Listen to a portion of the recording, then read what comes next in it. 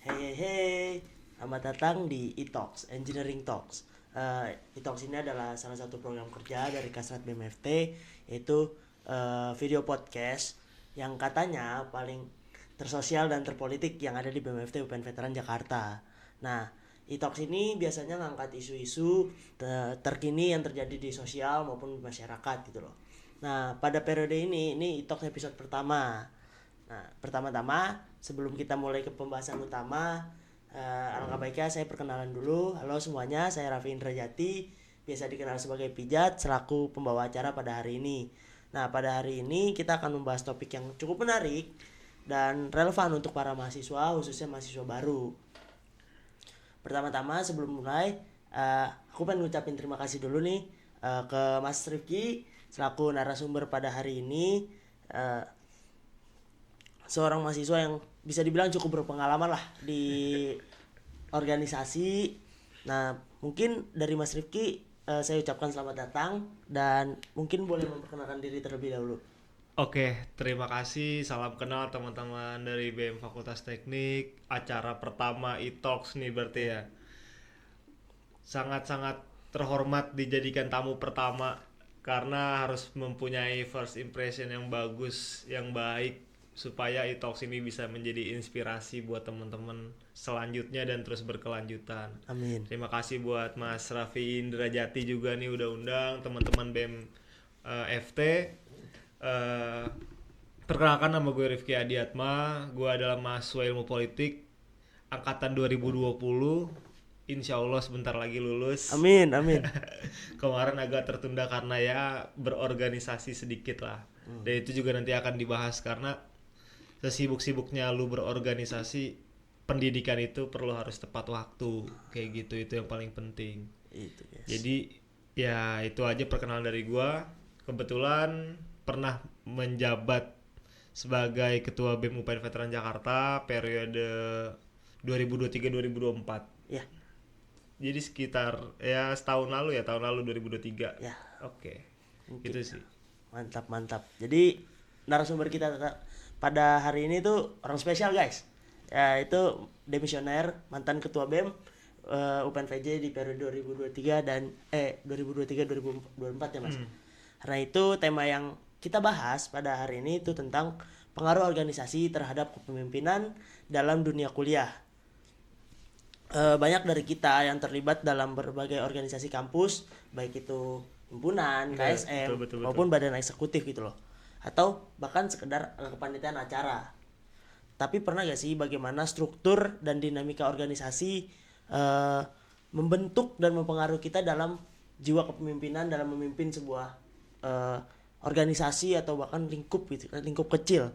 Untuk membantu kita menggali lebih dalam, kita tanya dulu nih bagaimana pengalaman Mas Rifki saat memimpin organisasi. Nggak kan Mas Rifki nggak memimpin organisasi nggak cuma satu gitu, bahkan pernah di berbagai organisasi. Nah, kita fokus ke BEM. Di BEM tahun lalu, gimana sih pengalaman Mas Rifki saat memimpin BEM tahun lalu gitu loh? Oke, jadi kalau kita bicara masalah mengenai manajemen kepemimpinan itu memang nggak bisa ucuk-ucuk langsung lu bisa memimpin dengan baik dan benar gitu, karena para pemimpin juga pasti punya kesalahannya juga, nggak ada yang perfect karena kesempurnaan hanya milik Tuhan. Ya, benar. Gitu kan. Jadi memang ada pembelajaran step by step yang kita pelajari, yang kita adopsi, yang kita jadikan acuan, rekomendasi dan lain sebagainya. Itu memang dari dasar kayak gitu. Jadi kesalahan-kesalahan yang kita udah lakuin sebelumnya itu bisa dimodifikasi lagi menjadi lebih baik gitu. Karena sebelumnya gue itu berorganisasi dari SMA gitu kan. Gue belajar mengenai kesalahan-kesalahan banyak banget mungkin udah dari SMA kayak gitu. Terus masuk kuliah, gue langsung di himpunan Kadep Kasat juga kebetulan langsung kepala departemen. Bayangin aja mahasiswa baru yang harusnya masuknya di himpunan tahun pertama menjadi staf langsung diarahkan menjadi kepala departemen kajian strategis. Itu kan pasti banyak banget salahnya tuh, yang emang jadi ibaratnya pembelajaran kepemimpinan lah, yang benar-benar gue dapetin di situ, karena gue nggak tahu mengenai apa itu agitasi propaganda. Tahu tapi belum sedalam itulah.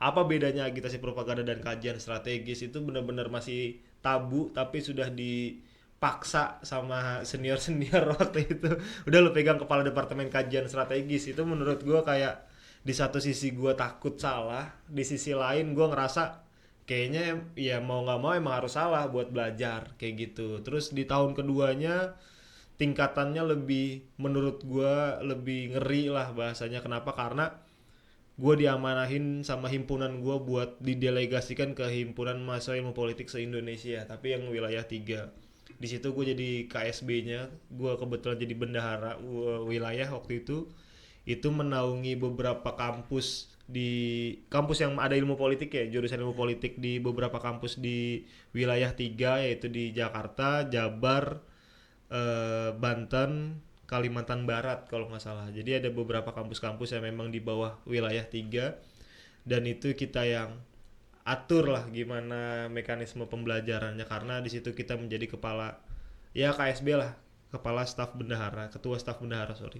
Jadi challengingnya lebih besar, terus tantangannya juga lebih hebat, terus dinamika organisasinya juga ya bayangin aja di organisasi sekelas himpunan Himapol lah, bahasa himpunan mahasiswa politik aja yang isinya anak-anak politik, dinamika politiknya udah gede gitu, udah kenceng gitu, apalagi ini mahasiswa ilmu politik dari beragam kampus yang isinya anak-anak politik semua berpolitik dengan lu gitu. Ya menurut gue ini sebagai laboratorium yang bagus buat teman-teman yang mau belajar politik, bagaimana realita politik nasional, dinamika organisasi nasional seperti apa, dan ya makanya gue dapat pembekalan itu gitu. Jadi tahun kedua itu gue diamanahin buat jadi delegasi Himapol UPN. Jadi gue di Himapol Indonesia Korwil 3. Terus di tahun ketiganya baru kita pulang ke rumah, balik lagi ngurusin internal UPN, dan alhamdulillah menjadi ketua BEM. Jadi ada step-step yang dilewatin gitu, nggak ucuk-ucuk langsung menjadi pimpinan atau nggak ucuk-ucuk langsung daftar. Memang itu boleh gitu, orang mau daftar mungkin mempunyai bekal, orang itu merasa bekalnya cukup, tapi menurut gua tetap ada apa ya, hal-hal yang perlu dijadikan rekam jejak untuk lu bisa jadikan acuan gimana lu memimpin nantinya kayak gitu. Itu sih paling kalau dari gua. Cukup menarik tadi yang Mas Rifki bilang bahwasanya ketika ingin menjadi pemimpin itu harus ada step-step ya. Benar. Harus ada hierarki yang dilewati gitu. Bukan hierarki sih, tapi kayak ya seenggaknya lu punya bekal belajar dari yang paling bawah, Betul. tengah, dan ke atas gitu loh. Tapi aku cukup kita ngomong gua lu aja nih Mas. Bebas. Gua cukup ini sih Mas, kayak narik sedikit kesimpulan dari yang apa Mas sampein tadi tentang gimana Mas struggle-nya di awal-awal sebagai kadep Kastrat di himpunan gitu loh. Aku setuju bahwa ada kata-kata yang pernah berkata kalau jadi pemimpin itu tentang kesengsaraan. Nah itu terus tadi Mas juga bilang bahwasanya lu tuh dibentuk dulu loh di banyak beragam masalah baru jadi terbentur.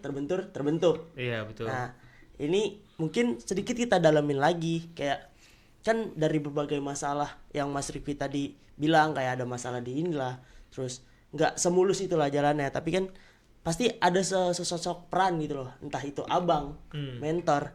Nah dari Mas Rifki sendiri saat menjabat atau bahkan saat belajar itu ada gak sih Bang Mas peran abang-abang dari ilmu politik atau mentor-mentor di luar sana gitu loh?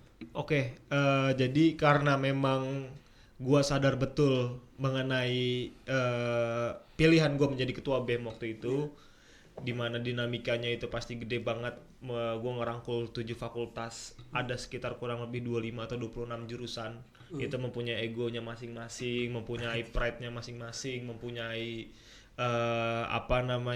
sejarahnya masing-masing. Itu benar-benar sulit gitu, maksudnya gue paham dan gue harus benar-benar belajar bagaimana nge-treat masuknya ke suatu jurusan. Itu benar-benar harus gue nggak asal-asal tiba-tiba gue nabrak sana nabrak sini. Gue harus ketok ini ketok itu, kayak misalkan aja di satu jurusan mungkin ada yang mungkin beberapa orang nilai dia berpengaruh gitu, tapi ternyata ketika lu masuk ke situ lu salah gitu, karena yang ternyata yang gerbong sebelahnya nih yang punya tarikan ke seniornya jelas ya, itu kadang repot tuh kalau kayak gitu tuh lu salah masuk segala macem. Itu gue paham betul mengenai dinamika BEM, makanya di dalam internal BEM UPN periode gue Kabinet Notonegoro, namanya juga Notonegoro karena gue terinspirasi sama ya salah satu tokoh yang ada di Indonesia juga pada perkembangan zamannya Nusantara pada saat itu, Majapahit. Kenapa namanya Notonegoro? Karena untuk menyatukan Nusantara itu ada satu Notonegoro lah, pemimpin yang mempunyai nilai-nilai kenotonegoroan gitu. Nah, jadi itulah alasan kenapa namanya Notonegoro juga kabinet gue, untuk menyatukan semua jurusan-jurusan yang punya ego itu, punya pride itu, punya seniornya masing-masing, dan juga BEM-BEM fakultasnya belum lagi kan gitu. Jadi perlu mentor kayak gitu, karena gue tahu itu sulit dan itu perlu mentor, perlu arahan-arahan yang memang sekiranya gue tahu dan gue nggak salah jalan, gue nggak salah masuk lah bahasanya. Jadi di politik juga kita sama-sama tahu, nggak cuma di politik kayaknya, di berbagai spektrum pendidikan atau fokus itu lu perlu mentor gitu menurut gua. Kayak lu di teknik lu nggak bisa ucek-ucek jadi kan, lu harus perlu mentor untuk supaya lu tahu ini engineer nih begini loh gitu, karena mentor lu kan pasti udah ngerasain duluan, ngebentuk sesuatu, bahkan relasi-relasi dari mentor lu juga bagus untuk kinerja lu ke depannya kan gitu, untuk organisasi dan lain sebagainya. Karena kita bahasa mengenai suborganisasi, ya gue jujur gue punya mentor gitu. Mentor gue nggak cuma satu. Kalau gue pribadi, gue tuh memetakan mentor gue, mana mentor untuk politik, mana mentor untuk berkeluh kesah, dan mana mentor untuk ya benar-benar ngajarin gua mengenai kehidupan aja gitu. Jadi gua nggak satuin tuh. Karena menurut gua kalau gua satuin tuh takutnya kecampur-campur juga segmentasi hidup guanya gitu. Gua adalah tipikal orang yang ketika gua lagi sama teman-teman gue, ya gue nggak membawa politik ke dalam tongkrongan gitu. Ketika gue berpolitik, ya gue berpolitik gitu. Mau temen mau bukan, ya berpolitik kan begitu. Nah, gue nggak mau, gue harus ada titik-titik garis putus-putus yang nggak kelihatan, ini tuh harus jelas kalau di diri gue pribadi ya. Makanya gue memisahkan mentor-mentor gue. Nah, untuk menjadi BEM waktu itu, gue dimentorin sama senior ada, namanya Mas Itor. Halo Mas Itor kalau nonton. Halo Mas Itor. Jadi Mas Itor ini mantan ketua BEM UPN juga. Beliau ini menjadi ketua BEM pada saat UPN ini transisi dari swasta ke negeri. Gitu. Jadi Mas Itor inilah pemimpinnya. Dia Fakultas Hukum angkatan 2014. Gitu. Jadi Mas Itor banyak ngajarin gua mengenai simple sebenarnya. Mas Itor tuh waktu itu ngajarin gua tuh.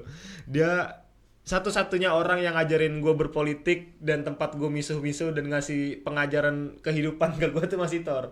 Gitu. Jadi waktu itu dia cuman ngajarin simple, Rif, Ki, lu kalau mau jadi lu harus bisa sabar. Karena gue orangnya emosian pak waktu itu. Pada saat itu ya mungkin masih menggebu-gebu jiwa gue kan, meledak-meledak. Gue masih belum bisa pikir panjang, gue emosian. Ketika gue pengen ngehajar sana, ngehajar sini, ngekat sana, ngekat sini, gerak ke sana, gerak ke sini, gue selalu konsultasi ke dia. Mas, gue kesel banget gini-gini, gue pengen kayak gini. Sabar, tenang. Ilmunya tuh tenang aja. Kalau lu mau jadi ketua BEM, lu harus sabar dan tenang. Kalau sampai hari ini lu belum sabar dan tenang, atau sampai minggu depan lu belum sabar dan tenang, lu gak bakal jadi. Dia cuman bilang kayak gitu. Makanya gue coba kontrol emosional gue segala macam. Ditambah Mas Itor ini juga bantu gue buat jembatanin ke beberapa senior juga, tapi dengan catatan ya gue tidak melangkahi yang selevel dengan guanya. Gitu. Gue tetap keliling di bawahnya, gue tetap ketemu teman-teman gue, karena alhamdulillah hubungan gue yang gue bangun di UPN gue bukan public enemy lah pada saat itu. Jadi gue masuk kemana-mana masih aman gitu. Gue ke Fakultas Teknik gue juga aman, teman-teman teknik mesin gue punya teman si Fayat, mantan ketua BEM Teknik. Terus ada Faris, wapres gue juga kemarin. Terus juga beberapa teman-teman di Vikas di kesehatan juga ada beberapa, ada Bayu. Terus juga di hukum ada beberapa teman-teman hukum gue juga. jadi ada lah di tiap-tiap fakultas tuh teman-teman gua waktu itu, jadi mereka lah yang gua temuin, gua minta konsultasi. Ya kalau dibilang mentor, teman-teman gue juga bisa jadi mentor gua gitu, karena gue belajar tuh dari siapa aja, nggak harus yang dari orang yang lebih tua dari gue atau dari siapapun itu, mungkin dari junior gue kadang juga suka kasih masukan yang bagus gitu buat gue. Makanya waktu itu Katimses gue tuh maba, kalau teman-teman perhatiin, angkatan 22 tuh Katimses gue. Jadi kadang gue juga suka butuh masukan dari junior atau adik-adik, kayak gimana nih menurut lu kalau gue kayak gini nih, masuk nggak di angkatan lu kan gitu. Oh nggak masuk bang, harusnya gini. Oke siap, itu kan belajar juga pak. Jadi mentor gue tuh siapa aja gitu loh. Nah jadi ketika gue udah belajar dari teman-teman, gue udah kenal sama teman-teman, udah masuk ke teman-teman, tinggal eksekusi di atasnya, dibukain sama Mas Itor. Jadi gue ketemu senior setelah gue ketemu teman-teman gitu. Gue nangkep di ini sih mas, tadi yang Mas Itor itu menyadarkan lu bahwasanya lu tuh nggak bisa secepat ini, lu ada tahap-tahapnya. Jadi tuh setuju gak kalau gue bilang bahwasanya mentor-mentor ini sebagai pengingat, sebagai ya bisa dibilang yang nyetopin lu lah. Benar. Kalau ini bisa dibilang kayak mentor ini sebagai yang nge-guide lu, tetap nge-guide. Tapi ini orang fungsinya bukan cuma nge-guide, tapi bikin lu di jalan yang lurus. Betul. Ya bisa dibilang ya ini abang-abang juga punya tanggung jawab lah sama lu pada. Tapi tadi cukup menarik bahwasanya mentor itu bukan sekedar cuma abang, tapi semua itu bisa jadi mentor. Benar. Karena ilmu itu bukan dari yang paling tua doang. Betul. Tapi adik-adik juga bisa ngasih saran. Benar. Karena progresif itu bukan datang dari yang tua, tapi malah dari yang muda. Iya, benar. Nah, mungkin next ke topik selanjutnya kali ya. Kan tadi Mas Rifki juga bilang bahwasanya saat jadi Kadep Kasrat himpunan aja udah punya banyak masalah itu. Nah, konflik internal organisasi mempengaruhi gak sih Mas gaya kepemimpinan lu, atau kayak cara lu ngebawa nih organisasi kemana dengan masalah-masalah yang udah lu alamin? Oh itu bener-bener ngebentuk gitu, karena kan ya kita dibentuk dari masalah pak, nggak cuma di organisasi, di hidup lu juga ya lu bisa. Makanya dari dulu juga kayak dari zaman Nabi Adam gitu kan ada pepatah juga kan, lu belajar dari masalah kan gitu. Ya masalah memang ngebentuk lu gitu. Jadi kalau ditanya apakah itu menjadi acuan buat lu memimpin, oh pastinya iya kayak gitu, karena masalah-masalah itulah yang jadi kita evaluasi dan jadi pembenahan diri kayak gitu. Ketika lu memimpin di Kadep Kastrat yang lingkupnya cuman Kastrat gitu, ketika salah itu kan lingkup terkecil kan. Oh ya kebetulan gua ketua angkatan juga, ketua angkatan ilmu politik 2020, jadi banyak juga itu kesalahan angkatan. Jadi dinamika angkatan yang gue pelajarin gitu kan. Jadi gue belajar dari lingkup kecil dulu, lingkup angkatan gue, lingkup Kadep Kastrat, terus juga naik ke lingkup nasional. Gue ngerasa gue udah tingkat nasional nih, kalau gue balik lagi bisa nggak kira-kira gitu. Makanya itu pembekalan masalah-masalah yang udah gue rangkum dalam kamus masalah hidup gue gitu. Itu coba gue selesaikan, gue evaluasi dan gue eksekusi, jadinya alhamdulillah membentuk bagaimana gue memimpin kemarin gitu sih. Kayak ya benar apa yang dibilang orang-orang tuh kalau guru terbaik adalah masalah. Iya benar. Tapi gue pengen nanya kayak di kabinet lu saat kemarin menjabat, masalah terbesar yang lu bisa ceritain ke kita nih apa nih sekiranya nih? Masalah terbesar kayaknya kalau di dalam internal kabinet itu nggak ada, alhamdulillah semuanya jalan, karena gue bagi peran sama wakil gue. Nah ini yang perlu dicatat juga buat teman-teman yang mau berorganisasi, mungkin mau jadi pemimpin, jangan pernah ngerasa lu tuh mentang-mentang jadi pemimpin lu bisa ngelakuin semua sendiri. Enggak. Lu punya wakil, itu fungsinya wakil lu tuh adalah teman diskusi, teman nyelesain masalah. Lu punya BPH dan juga pengurus inti, itu juga bisa diajak diskusi gitu. Mereka juga jadi pemimpin gitu loh. Walaupun spektrumnya tuh ya mungkin yang dipimpin staff-staffnya aja gitu, mereka juga pemimpin. Lu butuh masukan dari mereka juga gitu. Lu perlu berikan mereka ruang bicara, bener-bener ruang bergerak, tapi dengan koridor-koridor yang sesuai dengan batasannya kayak gitu. Jadi jangan bener-bener lu otoriter, lu pengennya A ya A terus gitu. Nah kadang tuh masalah di organisasi tuh kayak gitu tuh, Kadang ada yang ketuanya nih egonya tuh tinggi gitu, pengennya ini pengennya itu, padahal nggak sesuai dengan koridor organisasi. Pengennya cuman cari muka, cari tampang dan sebagainya, pengennya insight-nya tinggi sendiri gitu kan. Itu kadang bikin kecemburuan sosial di internal organisasi itu jadi keruh gitu loh. Nah, gue bukan tipikal yang kayak gitu. Jadi waktu itu gue selalu discuss lah sama beberapa pengurus inti gue, sama SPI gue, sama wakil gue terutama, sama sekretaris kabinet gue, bahkan sama bendahara gue pun kadang gue juga ngobrol gitu, bahkan sama staff-staff gue. Kalau yang nongkrong sama gue tuh nongkrong sama siapa aja kan waktu karena gue basicnya juga ketua angkatan, jadi gue nongkrong sama siapa aja. Dan ya teman-teman BEM yang nongkrong sama gue pun gue ajak discuss, menurut lu gimana sih kayak gini. Jadi itu yang jadi dinamika, pada akhirnya dinamika yang seharusnya bisa jadi besar tuh jadi mengecil, jadi bisa slow down, terus juga jadi benar-benar baik penyelesaian resolusi konfliknya, manajemen organisasinya juga jadi lebih bagus. Nah, kalau dibilang masalah terbesar dalam internal organisasi sih nggak ada, alhamdulillah. Semuanya terkomunikasikan dengan baik sampai periode terakhir. Cuman menurut gue ini masalah atau kebanggaan gue, menurut gue sih kebanggaan ya, bukan masalah, karena gue bangga gitu di akhir periode gue beberapa kabinet gue tuh pada cuti karena mau jadi pemimpin. Kan gitu, ada beberapa sekitar ya belasan orang termasuk staff lah ya, itu mau cuti untuk jadi pemimpin. Ada yang jadi Katimses lah, ada yang jadi ketua himpunan, ada yang jadi ketua fakultas, ada yang jadi ya banyak lah macam-macam, dan gue bangga. Makanya mungkin karena bondingnya atau komunikasinya kencang kali ya, jadi mereka terinspirasi buat sama-sama ya build up, lebih naik levelnya gitu, nggak berhenti sampai di situ. Itu sih paling. Jadi kalau untuk internal organisasi alhamdulillah nggak ada, semuanya baik-baik aja, bahkan semuanya termotivasi lah untuk jadi penerus selanjutnya, karena PR-PR yang ada di kabinet gue itu masih banyak yang belum selesai juga.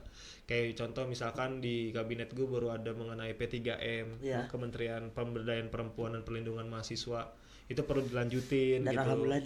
Alhamdulillahnya dilanjutin. Kemarin menterinya maju juga, cuman ya belum rezeki lah. Ya tetap kontribusinya harus tetap ditingkatin kayak gitu. Tapi kalau kita bicara masalah individualis, mengenai diri gue pribadi, masalah terbesar ya masalah yang waktu itu politik praktis, kalau teman-teman tahu.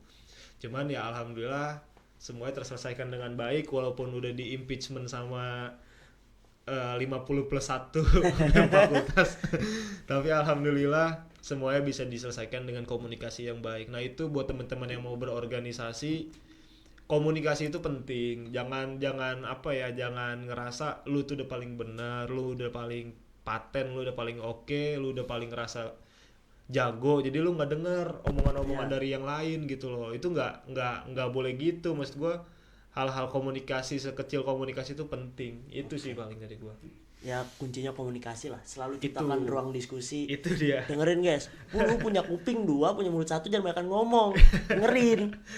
Iya benar. Lalu ciptakan ngobrol lah maksudnya. Benar. Entah itu bawahan atau bahkan bukan dari kabinet lu pun ya kita ajak diskusi lah. Karena ini tuh bukan cuma tentang perkembangan diri lu, tapi perkembangan organisasi lu. Benar. Bahkan juga kampus. Bener. Perkembangan kampus. Kayak kita di sini bertanggung jawab bukan cuma sekedar organisasi diri. Kita membanggakan nama-nama kampus itu. Yang alhamdulillahnya sekarang UPN udah terdengar lah. Alhamdulillah. Entah itu terdengar karena buruk atau baiknya, yang penting terdengar dulu. Iya. Tapi akhir-akhir ini sih banyak bagusnya lah. Terbukti dari yang kemarin Pak Tribera benar-benar jadi omongan banyak lah di Twitter.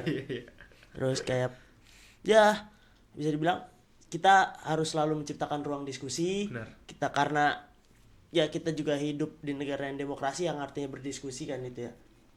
Mungkin masuk ke topik selanjutnya kali ya Bang ya. Jadi kan Mas Rifki tadi bilang ada tantangan itulah yang termasuk tadi hambatan-hambatannya, kayak masalah di akhir periode teman-teman Mas Rifki di BEM di kabinet itu pada cuti. Cutinya alhamdulillah mereka meneruskan perjuangan ini, kayak lanjut ke entah itu jadi KBM di fakultas maupun di BU gitu loh. Nah, tantangan itu kan tantangannya ya Mas. Betul. Cara Mas Rifki buat mengatasi itu tuh gimana, tips and trick lah, bagi-bagi tips and trick buat teman-teman FT. Tadi kan udah sebut salah satunya komunikasi, itu ada lagi nggak benar. sih cara buat menyelesaikan masalah atau mengatasi itu? Jadi kalau dari versi gue ya, selain komunikasi, lu juga harus tahu bagaimana ritme organisasi lu gitu. Karena kalau lu pemimpin, terus lu nggak tahu gimana caranya jalanin organisasi yang lagi pincang, ya lu kalau ditinggalin menteri-menteri dan kadep-kadep lu yang menurut lu di kabinet itu menjadi penopang lah ya, itu kan jadinya pincang pak. Walaupun cutinya buat menjadi orang yang lebih bagus gitu ya, menjadi the next level pimpinan gitu, tapi kan tetap aja kabinet lu ditinggalin orang-orang keren gitu loh, ditinggalin orang-orang yang emang sebetulnya tuh punya tupoksi yang bagus. Nah, lu kan pada saat menjadi, bukan menjadi, malah sebelum lu menjadi dan akan menjadi, lu kan membuat visi misi, grand design, lu terus juga lu mempunyai kerangka acuan kerja. Nah, itu tuh benar-benar dari bagaimana lu melihat masalah yang ada di organisasi tersebut, yang ada di kampus tersebut atau di lingkup fakultas tersebut gitu. Jadi ketika lu ditinggal orang-orang itu, lu paham bagaimana menyelesaikan itu gitu. Jadi lu jangan asal memenuhi apa ya bahasanya, jangan asal narik orang buat yaudah nih gua kosong nih di sini, lu mau nggak masuk ke sini. Jangan asal kayak gitu loh. Yang tahu kebutuhan dan kapasitas itu lu gitu. Karena kadang komunikasi aja tuh nggak cukup gitu, tapi bagaimana komunikasi itu bisa menyelesaikan masalah, ya komunikasinya ya mempunyai isi-isi yang emang benar-benar sesuai dengan apa yang dibutuhkan kayak gitu. Kalau gue kemarin contoh ditinggalin beberapa teman-teman BEM, ya gue coba komunikasi ke BEM sorry, teman-teman staff, menteri dan lain sebagainya, ya gue komunikasi ke kementerian terkait gitu. Siapa yang kira-kira menjadi bisa menjadi penggantinya dia, karena kementerian ini misalkan kementerian A tugasnya tuh ini. Gue pengennya tuh di outputnya tuh gini. Bisa apa enggak gitu loh. Kalau bisa ya udah silahkan gas, gue bakal bantu, gue bakal support apa yang dibutuhin, dan gue akan temenin lu nih sampai benar-benar capaian itu tuh selesai gitu. Nah itu pemimpin pak, jangan lu ngerasa lu pemimpin lu nggak mau support yang di bawah. Jangan ngerasa lu pemimpin lu kayak lu bukan bos pak, lu leader gitu. Maksudnya lu harus kawal teman-teman lu temenin prosesnya, lu ajarin, lu kasih arahan-arahan. Ya mungkin di 1 atau 2 titik lu yang mungkin diajarin sama orang yang tersebut kan gitu. Jadi menurut gua gak sulit sih mimpin organisasi tuh, gak sulit. Kenapa? Karena jangan pernah berpikiran lu pemimpin lu adalah orang yang harus dihormatin, diseganin dan lain sebagainya. Enggak, jangan kayak gitu pak. Lu harus diseganin oleh orang-orang di luar sana, orang-orang yang enggak dalam lingkup lu, tapi untuk di dalam lingkup lu harus jadi orang-orang yang bersahabat. Lu harus jadi orang-orang yang benar-benar saling backup, saling ngawal dan lain sebagainya. Kayak gitu sih. Jadi selama itu terpenuhi, selama teman-teman lu itu ngerasa didengarkan, ya aman aja sih sebenarnya semuanya. Ya balik lagi komunikasi, tapi tadi Mas Rifki mention bahwasanya komunikasi itu nggak cukup. Kayak lu perlu bahkan harus terjun langsung. Iya benar. Gue ambil contoh boleh nggak? Jadi boleh. Ada nih, sorry gue baru ingat di kabinet gue. Jadi waktu itu gue bilang ada salah satu menteri gue itu berkeluh kesah lah ke gue dan ke wakil gue gitu mengenai program, ada salah satu program A gitu. Dia ngerasa dia punya wacana kayak gini skemanya program ini. Padahal di awal kabinet pas pembekalan menteri-menteri, gue bilang program A ini gue pengennya tuh satu kesatuan, jangan dipisah-pisah. Gue bilang kayak gitu supaya gampang lu ini itunya, gue bilang kayak gitu. Tapi ternyata si menteri ini ngerasa kayaknya sulit kalau dipisah-pisah. Kalau disatuin kata dia, dipisah-pisah aja. Terus gue bilang, gue punya saran tuh disatuin. Kenapa? Karena ini saran gue ini bukan asal saran gitu. Ini gue pertimbangin dan gue jadikan suatu program kerja prioritas yang harus dilaksanain. Jadi persiapannya benar-benar gue kaji gitu loh. Dan ini harus disatuin gitu loh. Tapi menteri itu tetap ngerasa udahlah dipisahin aja gitu. Terus sampai di satu titik stuck dia. Ketika udah dipisahin stuck dia bilang kayak gue ngerasa capek gini-gini dipisahin. Terus gue bilang kayak ya udah ini masih ada waktu buat lu satuin lagi nih, lu ada waktu, ada satu koridor lu satuin lagi. Nah ini escape plan-nya tuh kayak gini misalkan, gue kasih tahu, lu jalanin, gue bilang kayak gitu, jangan sampai nggak dijalanin lagi, gue bilang gitu, karena kan dari awal kan gue bilang disatuin aja, gue bilang kayak gitu kan. Ini wakil gue udah kesel banget lah waktu itu karena iya gue sama wakil gue udah menggodok itu dengan baik gitu loh, dan itu udah terkonsepkan dengan baik dari awal, tapi ternyata menterinya pengen gitu. Gue masih merespek menteri-menteri gue ya, gue ngerasa kayak oh ya udah dia sebagai pemimpin yang tahu bagaimana jalannya kinerja di bawahnya dia, dan mungkin dengan kepemimpinannya dia bisa melihat oh ternyata dipisah-pisah lebih mudah, ya gue nggak mau memperberatkan kinerja teman-teman kementerian dong. Gue kayak ya udah aja, kalau menurut lu itu lebih bagus, lebih baik dan lebih ringan buat lu kerjain, ya sok nggak jadi soal. Gue bukan otoriter yang emang harus begini gitu loh, tapi acuan kerjanya begini. Tapi kalau lu mau lu pisahin ya udah, jangan sampai acuan ini tuh lu singkirin atau lu buat program apalah segala macam, gerakan-gerakan tambahan segala macam yang nggak penting gitu. Nah ternyata setelah gue kasih tahu A, terus gue kasih escape plan, ya dia tetap ngestak. Sampai akhirnya ya udah gue bilang, dia ngegas gue, malah menteri gue yang pada akhirnya ngegas gue. Gue udah bilang, lu ketua pemimpin, lu harus bertanggung jawab sama keputusan lu pak. Kalau keputusan lu itu A, ya udah lu tanggung jawab sampai A itu selesai. Apapun hasilnya, kak, iya nggak sih? Iya, jangan tiba-tiba keputusan lu A terus tiba-tiba lu balik ke gua, lu marah-marah ke gua. Maksud gua udah kasih tahu ke lu dari awal, ini konsepnya tuh disatuin. A nih gue kasih tahu. Bahkan ketika lu tetap maunya misah, terus lu stuck, lu balik lagi ke gue kasih tahu, iya udah nih, lu jalanin escape plan-nya ke sini. Gue tetap kasih tahu lu, tapi lu tetap ngerasa lu punya jalan keluarnya sendiri. Dan ternyata itu stuck gitu. Terus lu nyalain gue, terus gue harus apa gitu loh. Gue kan gak merekomendasikan itu gitu loh. Gue merekomendasikan A gitu. Nah, itu kadang yang jadi dinamika di BEM gue kemarin sih. Gitu.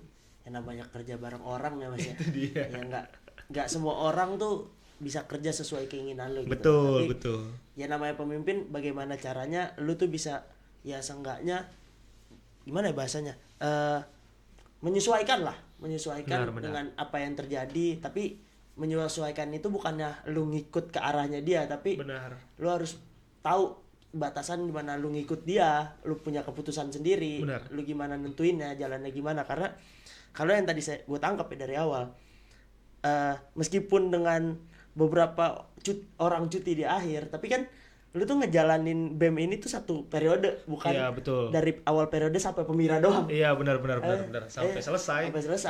Karena lu punya tanggung jawab ya sepanjang satu periode. Betul.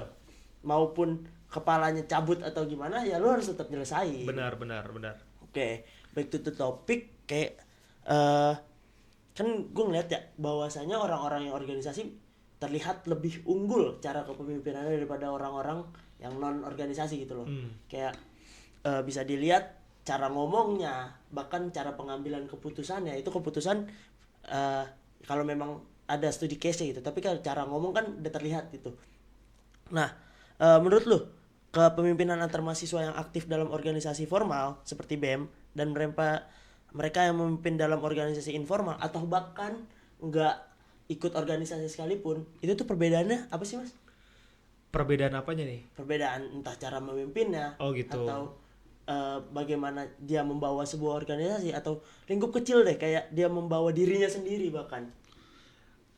Kalau ditanya bagaimana perbedaannya, gue nggak pernah bisa melihat itu. Gue bukan orang yang yang subjektif ke orang gitu. Gue nggak bisa memetakan kayak misalkan lu jadi pemimpin A, lu pemimpin B, lu pemimpin C, terus lu gue subjektif, oh ini lebih bagus, ini lebih bagus.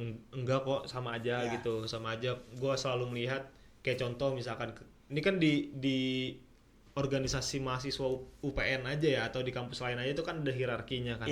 Ada himpunan, ada fakultas, ada universitas. Nah ketika kita bicara masalah pemimpinnya, sama aja sih menurut gue. Ketua himpunan sama ketua BEM fakultas apa bedanya? Kan sama-sama ketua gitu. Bedanya lingkupnya lebih besar aja gitu. Padahal dinamikanya mungkin lebih berat himpunan gitu, karena dia ngurusin kader-kader dan sebagainya, mempersiapkan orang-orang unggulannya gitu. Jadi gue nggak pernah mengunderestimate orang dari entah dia memimpin Sampai organisasi internal atau dia memimpin organisasi eksternal. Semua itu apa ya? Balik lagi tergantung. Sebab itu tergantung bagaimana jam kerja atau jam terbang orang tersebut sih sebetulnya kayak gitu. Mungkin ada orang yang kelihatannya cara bicaranya lebih oke ya mungkin karena sebelumnya dia menjadi orator terus. Iya. Di bidang sosial politik gitu misalkan.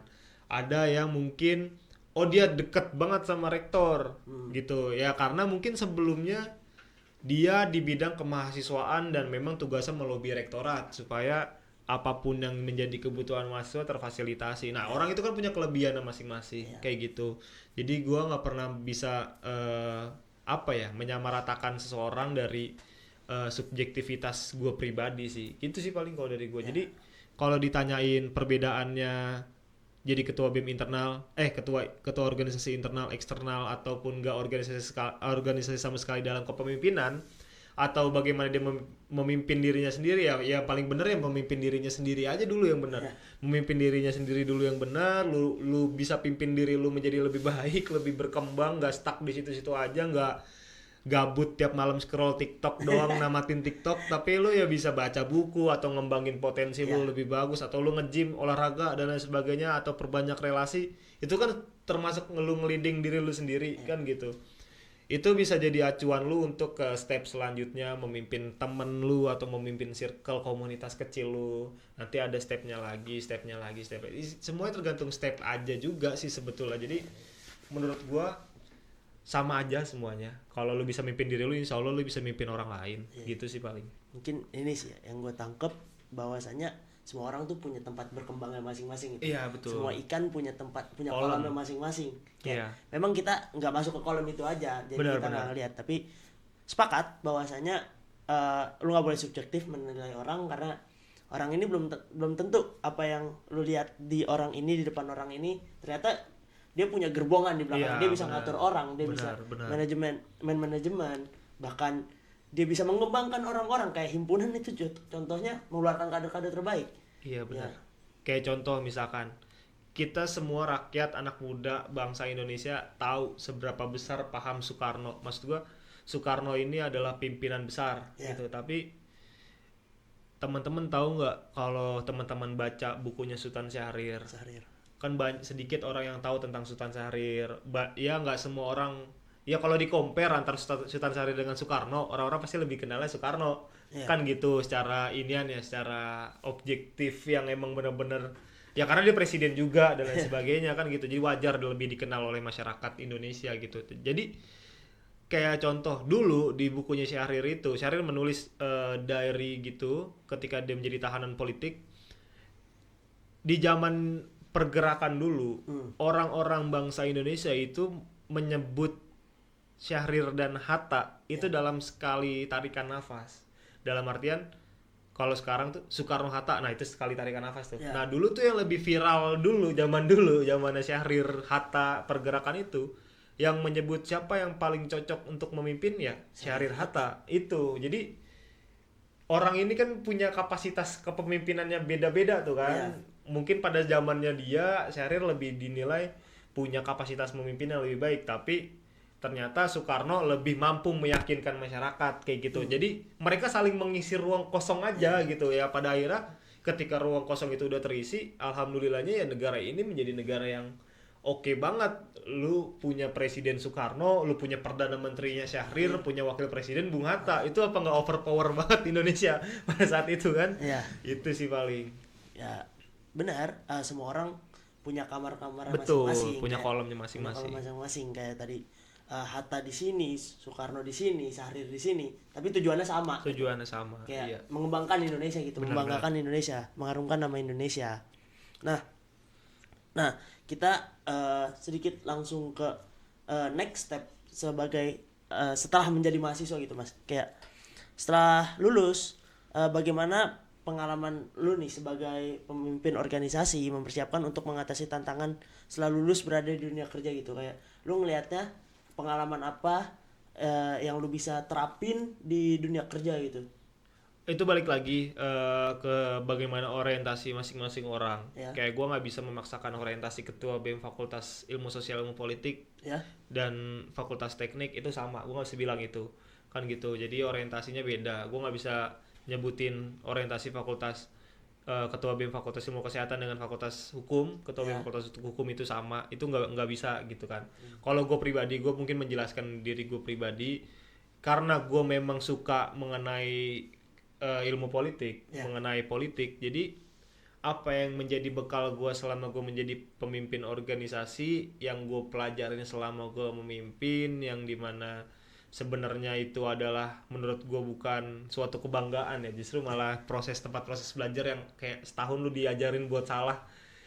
Itu menjadi bekal yang cukup menurut gue buat gue melanjutkan next step, karena gue mungkin nantinya akan berkarir menjadi politisi kah, atau gue akan menjadi birokrat kah, menjadi gubernur, ya wali kota, atau itu ya memang jadi bekal yang baik buat gue karena sesuai dengan step-stepnya gitu. Jadi step terkecil udah gue lakuin, ya gimana caranya gue pelan-pelan lah naik ke step selanjutnya, entah itu gue jadi DPRD lah 2029 kan gitu, atau jadi DPR RI lah 2034, atau langsung jadi wakil presiden kan ya. Kayaknya sulit kalau bapak gue bukan siapa-siapa. Iya, Gitu. siap.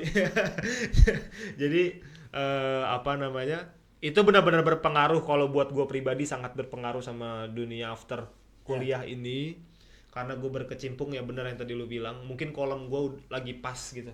Kolom gue itu pas orientasinya, jadi menurut gue nyaman dengan itu dan berdampak banget apa namanya yang udah gue lakuin sama apa yang gue lakuin, yang udah gue lakuin kemarin sama apa yang gue lakuin sekarang itu benar-benar selaras dan berdampak gitu sih. Over the record tadi kita ngomong bahwasannya lu tuh fokus juga di luar kan, kayak Senesial sih, terus lain-lain gitu loh. Gue mau nanya, sekarang selain fokus kuliah dan nyelesain skripsi, lu ada lagi gak sih mas di luar? Gue lagi bikin organisasi namanya Sinergis Jakarta. Gue pengen bikin Sinergis ini tuh ada di Sinergis Jawa Barat, Jawa Tengah, Jawa Timur. Dari chapter? Ada chapter-chapternya di seluruh Indonesia gitu. Nanti bekerja sama dengan lembaga kementerian atau bekerja sama dengan lembaga-lembaga pemerintahan atau otoritas terkait lah. Jadi memang Sinergis ini nantinya harapan gue bisa menjadi jembatan antara anak-anak muda, anak-anak BEM, anak-anak mahasiswa atau pelajar juga untuk apa ya, menyalurkan kepentingan dan keinginannya gitu kepada teman-teman yang udah menjabat di DPRD, DPR ataupun pemerintahan kayak gitu. Karena sekarang kan kita tahu bonus demografi itu anak muda kan? Tapi jangan dijadikan komoditas suara doang, jangan dijadikan objek doang gitu. Kita harus jadi subjek. Nah makanya kita bentuk nih organisasi namanya komunitas lah, namanya Sinergis gitu kan. Yang sekarang kebetulan kita fokusnya di Jakarta, namanya Sinergis Jakarta kayak gitu. Ya sejauh ini yang lagi gue sih lagi fokus ke situ buat ngembangin itu, karena gue punya visi yang luas, tapi sampai kapanpun itu lah, sampai kiamat gitu kan gitu. Jadi gitu sih paling. Ya oke. Tadi gue nangkep kayak bahwasanya visi itu luas, bisa aja visi luas, tapi ya kita memang harus step by step. Kayak lu bilang tadi Jakarta dulu, ya di Jakarta dulu. Benar. Dan ini visi luas tuh ke semuanya. Mungkin dengan organisasi yang baru ini jadi tempat pengembangan diri lu juga yang baru. Betul.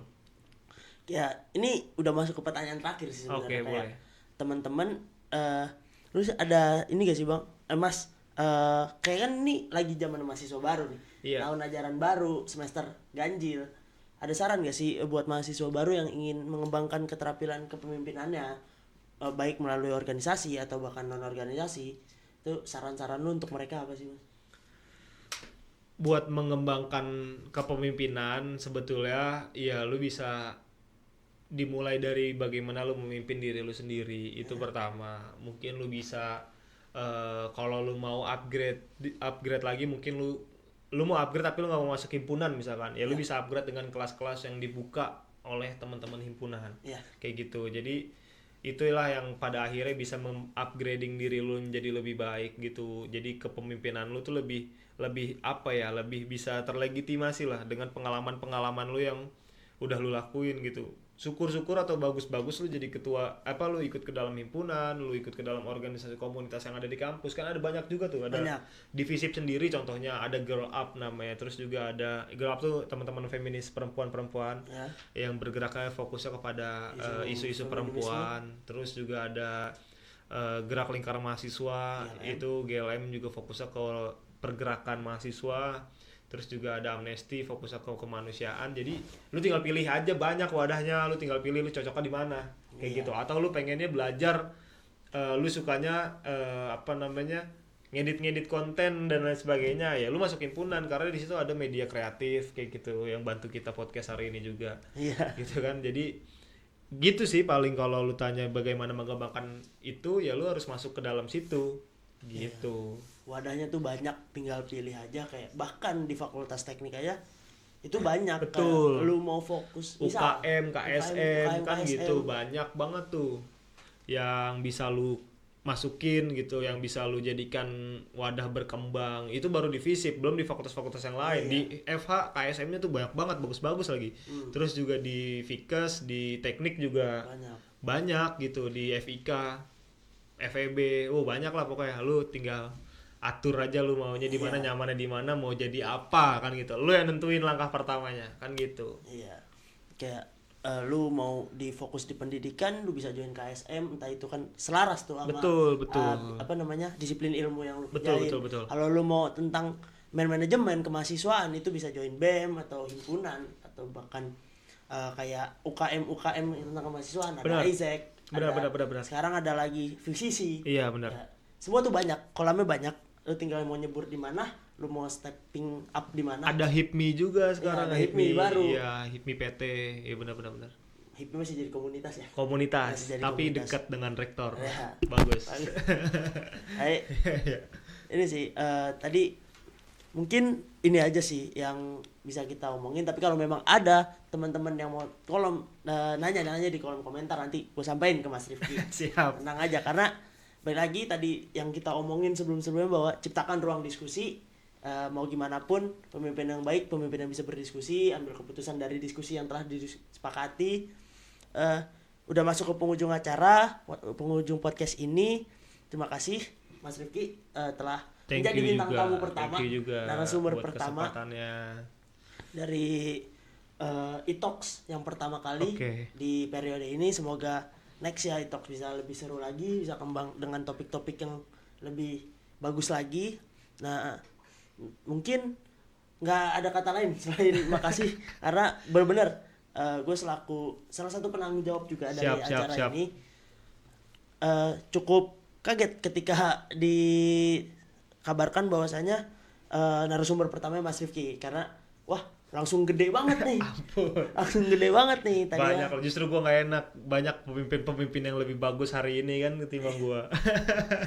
Oke, teman-teman, kalau memang tadi yang disampaikan gua, Mas Rifki, terkhususnya dari e-talks ini, ada ya ambil baiknya, buang buruknya. Kalian bisa menyaring sendiri. Kalau mau jadi pemimpin, saringlah sendiri ilmunya. Ini bisa dibilang daging banget lah pembicaraan kita. Tulang ini. Daging tulang bebas lah. Kalian mau ngomonginnya apa? Dagingnya nanti bukan sesi gua, mungkin banyak yang lebih daging dari ini kan. Amin. Teman-teman, makasih yang udah merhatiin. Semoga ilmunya bisa diambil, bisa jadi perkembangan diri kalian untuk jadi pemimpin seterusnya, untuk jadi pemimpin entah itu di lingkup jurusan, fakultas, BMU, bahkan nasional. Betul. Nggak ada yang tahu. Siapa tahu orang yang nonton ini bakal jadi presiden. Siapa tahu Ijat jadi presiden, iya nggak Jat? Iya, susah tuh. Terima kasih udah nonton. Siap. Mungkin kita sudahi aja pertemuan kita pada hari ini. Dadah. Dadah.